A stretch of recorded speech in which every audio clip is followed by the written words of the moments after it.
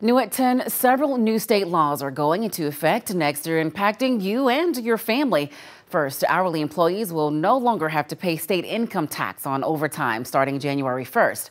The law provides a 5% raise to employees. Lawmakers say this is an effort to keep a little more money in workers' pockets.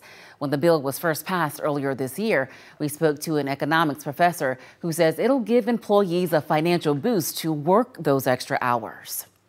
I would imagine a lot of people are going to see that as a really, really great incentive to, work that extra shift, stay a little bit later on Friday. The law also creates new administrative and reporting requirements for employers on a monthly or quarterly basis. It'll only apply to overtime paid before June 30th, 2025, unless the state legislature takes action to extend the law before that date. Alabama is also cracking down on criminal offenses while boating. The new amendment establishes a uniform boating ticket system and reclassifies many offenses as boating violations. This means more boating accidents will have to be reported. The district court will also have jurisdiction over boating fees and violations. Law enforcement officers will now have more training on how to work with folks with sensory needs and invisible disabilities.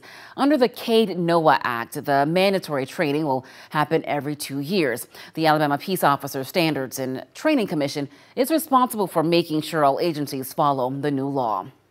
Well, the state is also modernizing the way adoption works, something that has not changed in nearly 30 years.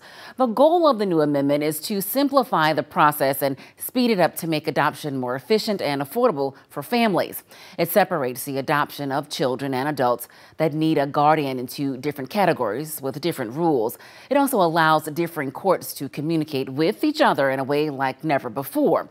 You can find a full list of all laws going into effect in the new year, plus links to the legislation on our website at wavetv.com. You can also find it on our Wave 31 News app. It is free for you to download.